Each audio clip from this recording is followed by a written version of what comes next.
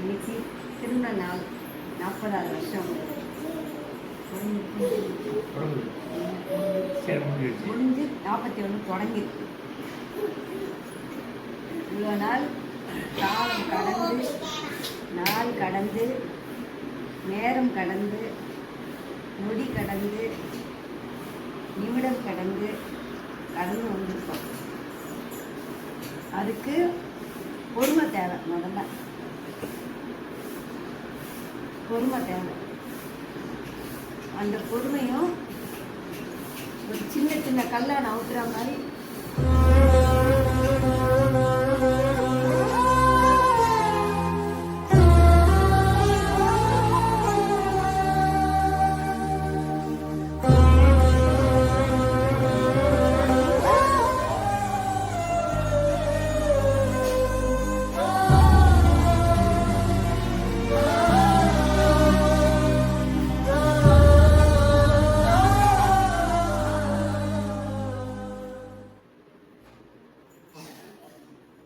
நல்லபடியாக நடத்தி வந்திருக்கு. இவ்வளோ நாள் கடந்து வந்திருக்கு. அதுக்கு முதல்ல பொறுமை தேவை. என்றைக்கும் வந்துட்டு பொறுமை எடுக்கக்கூடாது. நிதானம் தேவை. எவ்வளோ கஷ்டங்கள் வந்தாலும் தாங்கி நிற்கணும்.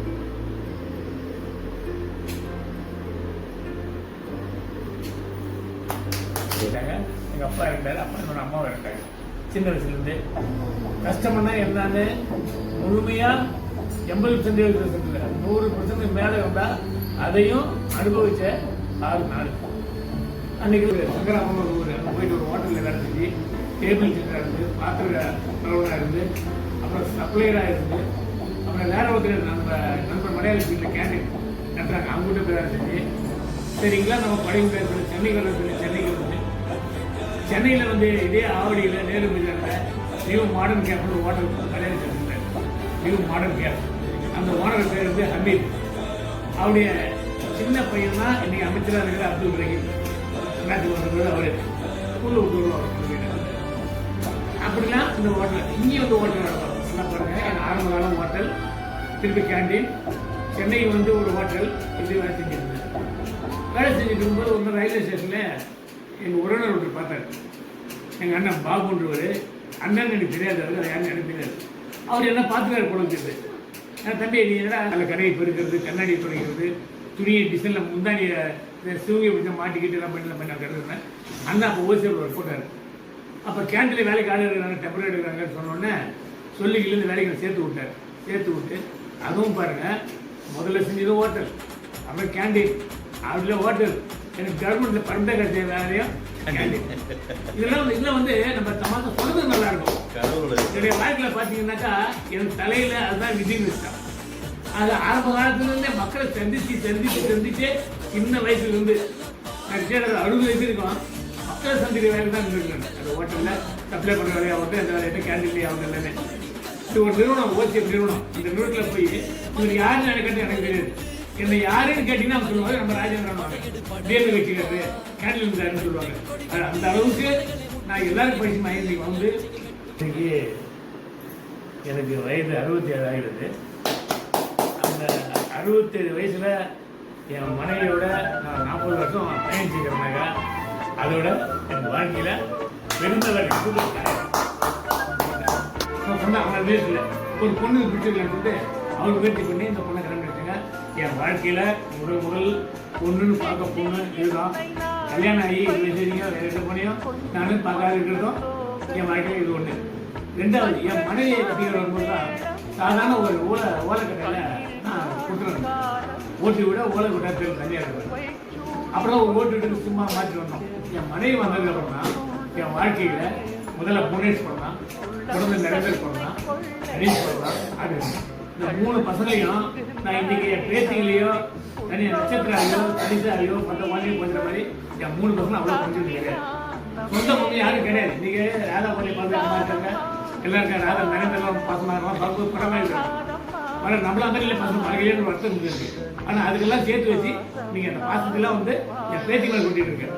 அன்னைக்கு என் மனைவி என்னைக்கு என் வீட்டு காலை வச்சு என் வளர்த்தாரோ அன்னையிலேருந்து வளர்ச்சி மாதிரி நோக்கி இன்னைக்கு பேங்க்ல ஒரு 10 லட்ச ரூபா வைக்கிற அளவுக்கு இன்னைக்கு வீடு ஒரு மன வீடு கட்டி ஒரு கோடி ரூபாய்க்கு போதுமான சொத்தை உருவாக்கி ஒரு இடத்த வாங்கி வச்சு இன்னைக்கு நானே என் பசங்க 3 பேருக்கு கல்யாணம் பண்ணி அந்த 3 பேர் பசங்களையும் நான் பேரம் பேட்டி பார்த்துட்டு இருக்கிறதானாக்கா உண்மையாலுமே அது என் உழைப்புக்கு மரியாதைக்கு என்னுடைய கடவுளுடைய நம்பிக்கைக்குரிய அந்த இதுவாக தான் நான் கருணேன். அதைத்தான் உங்களுக்கு நான் சொல்றேன்.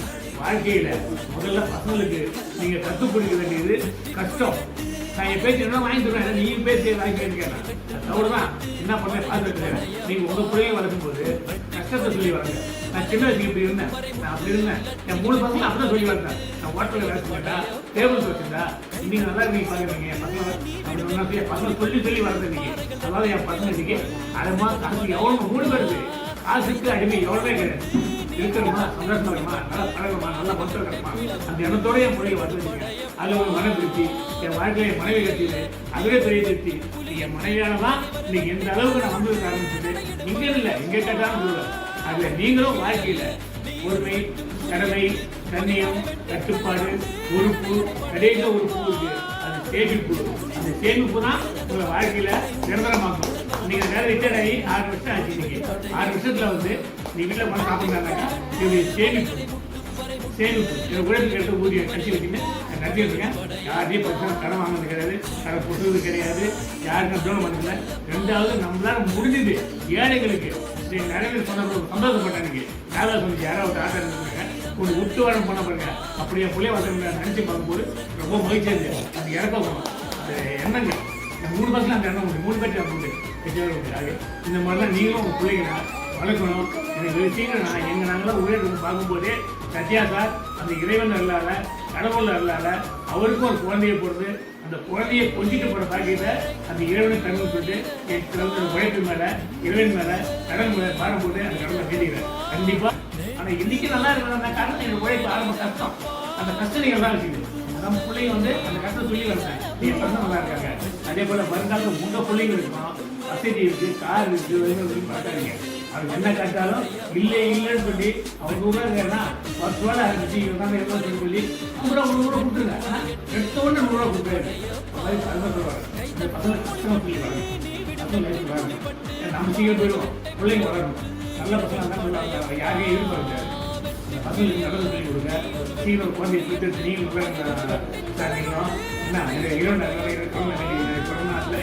கல்யாண நாள்ல இறைவனுக்கு ஒரு வேண்டுகோளை வச்சு வேண்டி விடுவேன். என் மனைவி இல்லாம நான் இல்லை, எனக்கு மனைவியா நான் பார்க்கும்போது கடவுள் போய் நான் கேட்டுக்கிறேன். என் மனைவி இருக்கும் போதே நான் போய் ஆசைப்படுறேன். என் மனைவி இருக்கும் போது தான் நான் போகணும். அப்போதான் எனக்கு மரியாதை கிடைக்கும். ஆனால் மரியாதை இல்லைன்னு இருக்கு, எல்லாத்தையும் மரியாதை இருக்கு. இருந்தாலும் முழு மரியாதை இருந்து என் மனைவி தான் இருக்கணும். அதான் மனைவி மனைவி மனிதனப்பா இன்று முதல் நீ புரிதனப்பா. வெற்றி கொடி கட்டு, மலைகளை முட்டும் வரை முட்டு, லட்சியம் எட்டும் வரை எட்டு, படையெடு படையப்பா.